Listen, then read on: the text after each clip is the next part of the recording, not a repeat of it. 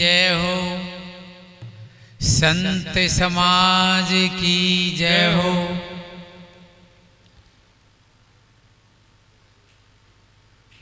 आदरणीय सदगुरुदेव के चरणों में त्रिवार वंदगी। मंच पर आसीन संत समाज, सत्संग प्रेमी भक्तजन, देवी स्वरूपा माता बहनें, सभी के चरणों में मेरा कोटि कोटि वंदन अभिनंदन। हम आज इस सत्संग बेला में सदगुरु कबीर साहिब की 626वीं जयंती मना रहे हैं। सदगुरु कबीर साहिब का उद्देश्य था मानव को अपने आप को जनाना, यानी हम कौन हैं। सदगुरु कबीर साहिब ने सभी मानव को एक उपदेश दिया कि आप अपने आप को जानें।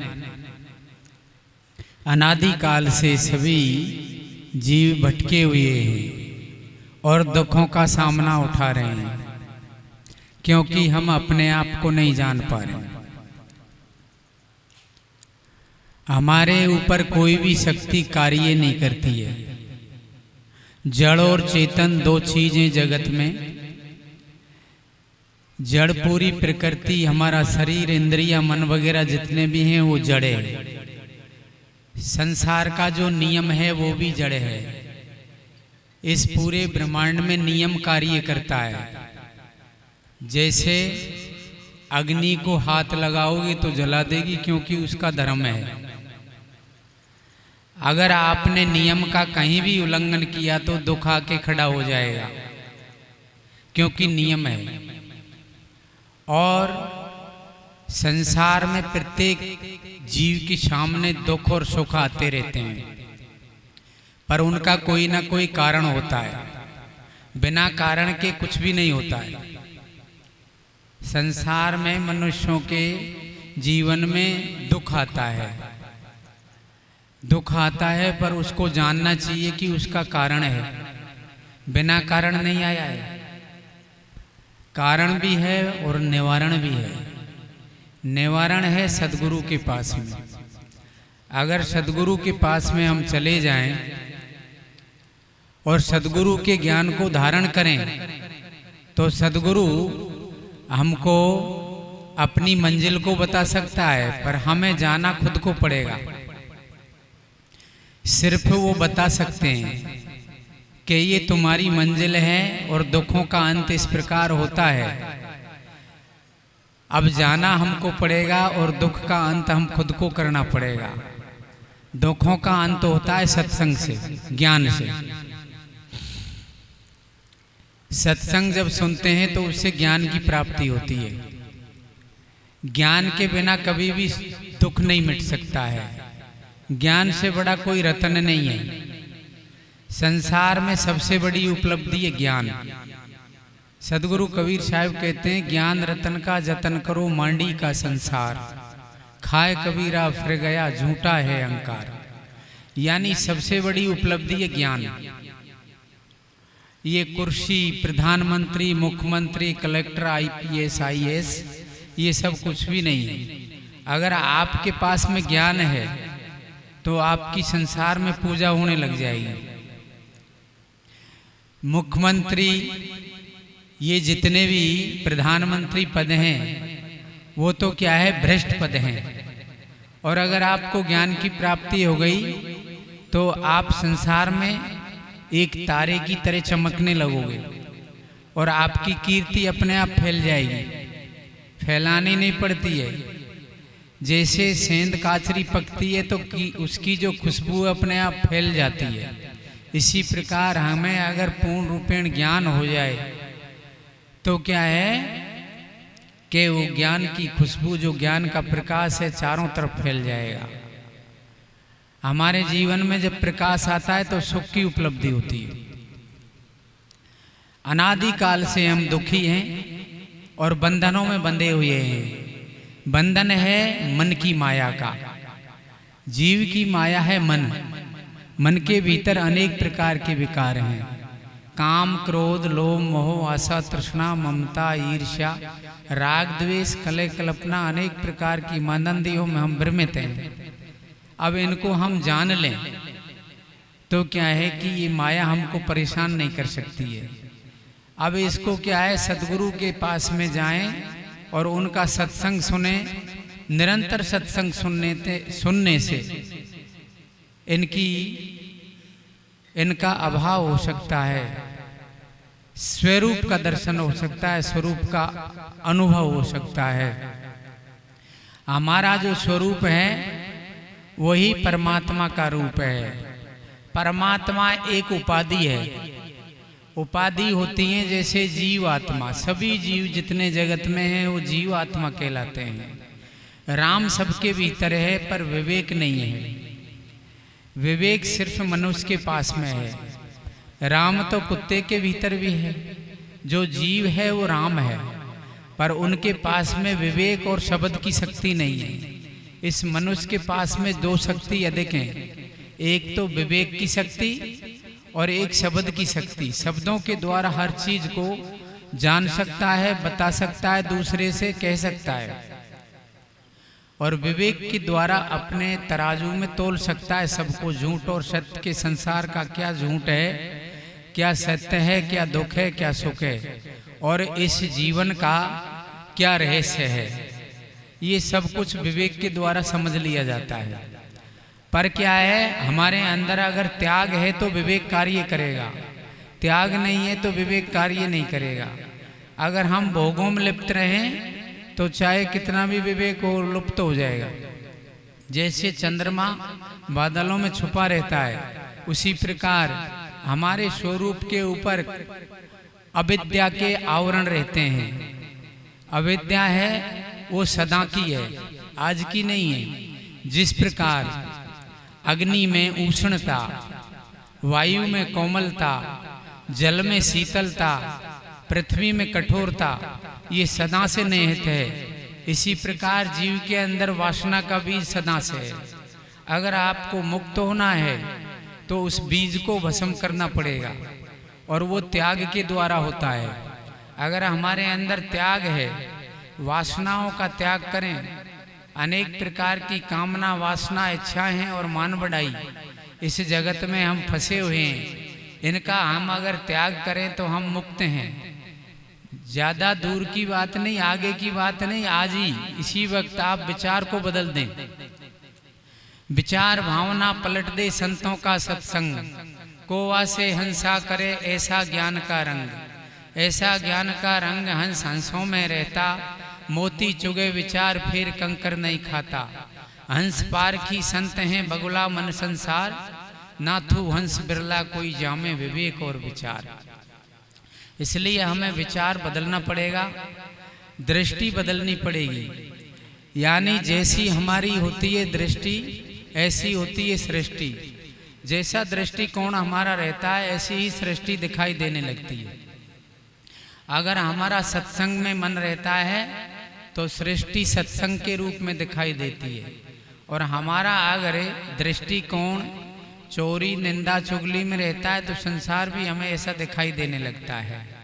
बेईमानी में रहता है संसार बेईमान दिखाई देने लगता है। सज्जनता में हमारा दृष्टिकोण रहे तो लोग सभी सज्जन दिखाई देने लगेंगे। हमारे अंदर जो अविद्या है उसको मिटाना पड़ेगा। अगर सुखी होना है तो हमें अपने आप को समझना पड़ेगा, सत्संग सुनना पड़ेगा संतों का, और सदा ही सुनना पड़ेगा। एक दिन से नहीं, सुनने से कुछ नहीं होगा।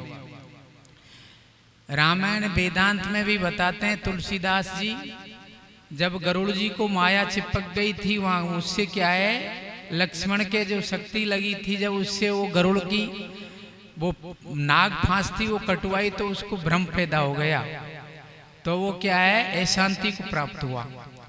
तो उसने कहा कि इसका क्या उपाय है, तो कई लोगों ने उसको बताया कि आप ब्रह्मा जी के पास जाओ।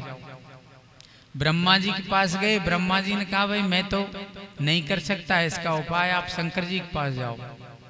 शंकर जी के पास वो गए तो उसको रास्ते में कुंभज ऋषि के पास से वो आते हुए मिले। गरुड़ ने कहा भाई मुझे तो अशांति हो रही है बहुत तरह का, भ्रम पैदा हो गया, शांति नहीं मिल रही है, मुझे कोई शांति का मार्ग बताओ। तो शंकर जी समझ गए कि ये भ्रमित हो गए, मन का जो भ्रम है वही माया है। तो उसने कहा, मिलेऊ गरुड़ मार्ग में मोई कवन भांत समझाऊं तोई, जबे ही होए संशय बहुभंगा बहुते ही काल करे सत्संगा। हे गरुड़, आज मैं मतलब आप रास्ते में मिले हो, पहली बात तो रास्ते में मिले हो, मैं कैसे समझाऊं, और अगर समझाऊं भी तो आज मैं समझाने से आपको कोई ज्ञान नहीं हो, शांति नहीं मिलेगी। आप बहुत दिनों तक सत्संग के संसर्ग में रहें तो आप शांति को प्राप्त कर सकते हैं। और आप क्या है, वो नीलगिरी पर्वत पे क्या है, काकभूषण जी रहते हैं, वहाँ आप चले जाओ और वो आपको रामायण के माध्यम से, आप पक्षी हैं वो भी पक्षी है, तो आप अपनी अपनी भाषाओं में समझेंगे और वहाँ जाके अपना निवारण करें। इस प्रकार हमारे जीवन में ये माया व्यापक है। सत्संग में सतगुरु के शरण में नहीं जाएंगे जब तक हम दुखी रहेंगे, और सत्संग में चले जाएंगे सतगुरु की शरण में भी चले जाएंगे, और अगर ज्ञान को धारण नहीं करेंगे, अपने जीवन में उसको उतारेंगे नहीं, तब भी सुखी नहीं होंगे। अगर हम सत्संग को सुनने के बाद में जो सदगुरु रास्ता बताता है हमन को मर्यादा का, उसके आधार पे चलेंगे तभी उसका हमको रंग दिखाई देगा। अगर सुन सुन के दूसरों को सुनाते रहेंगे कि वाणियों को दूसरों को सुनाते रहेंगे तो उसके रंग का हमको पता नहीं चलेगा। जब तक हम उसको धारण नहीं करेंगे, उस ज्ञान को जो बताया है उसका प्रैक्टिकल नहीं आएगा हमारे जीवन में। इसलिए उस ज्ञान को धारण करें तो हमारा जीवन सुखी हो सकता है। ये मन है, ये माया है जीव की, और जीव से ही तैयार होता है, पर ये अविद्या के कारण होता है। जब हमें सतगुरु मिल जाए और सच्चा ज्ञान दे तो हम अविद्या को मिटा सकते हैं। जैसे चने को भूंज दिया जाए तो उगता नहीं है, चाहे 100 घड़े पानी डालो। इसी प्रकार जगत की अनेक प्रकार की जो इच्छाएं, वो वासना है, उसको खत्म कर दें तो हम शांति को प्राप्त कर सकते हैं, स्वरूप को प्राप्त कर सकते हैं। मानव तन सदगुरु मिलन जानो पूरब के पुण्य, मुक्ति अपने हाथ में खाली करो निज मन। मन में अनेक प्रकार के जो संस्कार पहले से जमा हैं, बचपन से लेकर आज तक जितने भी परंपराओं को हम पकड़ के बैठे हैं, और मन के बहुत प्रकार के जो भाष अध्यास बने हुए हैं, उनको बिल्कुल खाली करें और नया ज्ञान सदगुरु से, जो सदगुरु होते हैं वो निष्कामी होते हैं, उनसे अपना नया ज्ञान इसके अंदर स्थापित करें तो स्वरूप का दर्शन कर सकते हैं। पूर्व जन्म के पुण्य से संत मार्ग में सिर, होवे बोध स्वरूप का वही जन्म आखिर। अगर स्वरूप का ज्ञान तभी होगा जब समूल माया नष्ट हो जाएगी। माया नष्ट तब होगी जब प्रचंड अग्नि होगी ज्ञान की आपके भीतर। ज्ञान इस प्रकार जलाओ, आप प्रकट करो कि जैसे वो मेंटल लगता था गैस में, उसको पूरी तरह नहीं जला दिया जाए तब तक वो प्रकाश नहीं दे। अगर एक तिल के बराबर भी उसमें काला दाग रहे तो वो प्रकाश नहीं देता था।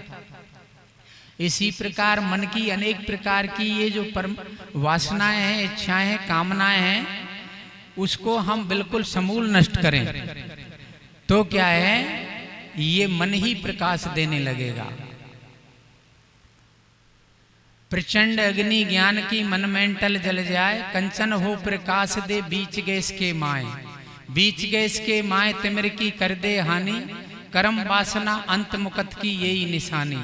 मुकत समावे आप में नहीं आवे नहीं जाए, प्रचंड अग्नि ज्ञान की मन मेंटल जल जाए। यानी वो ज्ञान अग्नि में सारे कर्म जितने भी हमने कुछ किए वो ज्ञान की अग्नि में दग्ध हो सकते हैं अगर प्रचंड अग्नि जलाए हम। तो प्रचंड अग्नि जब जलाएं, जब हम स्थिर हो जाएं, त्याग पूर्वक स्थिर हो जाएं। सदगुरु कबीर साहब कहते हैं, हाँ जीरा जाओगे हम जानी रे, जीरा जाओगे हम जानी। राज करंते राजा जइए रूप रचनते रानी रिजीरा जाओगे हम जानी रिजीरा जाओगे हम जानी। राज करंते राजा जइए रूप रचनते रानी रिजीरा जाओगे हम जानी। चांदो जइए सूर्य जइए जइए पवन और पानी जी। चांदो जइए सूर्य जइए जइए पवन और पानी। मानुष जन्म बहुत ही दुर्लभ समझो तुम्हें अभिमानी रिजीरा जाओगे हम जानी रिजीरा जाओगे हम जानी।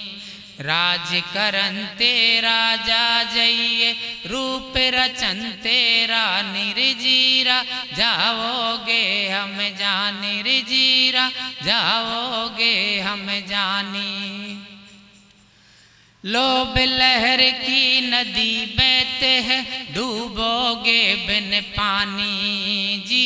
लोभ लहर की नदी बहते हैं डूबोगे बिन पानी। कहे कबीर वो संत बचेगा जिनके चित ठहरा निर्जीरा जाओगे हम जानी रिजीरा जाओगे हम जानी। राज करंते राजा जइए रूप रचनते रानी रिजीरा जाओगे हम जानी रिजीरा जाओगे हम जानी। बोलो सतगुरुदेव की जय हो।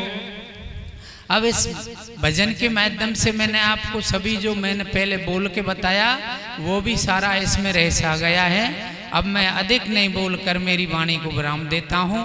बोलो सतगुरु दीन दयाल की जय हो।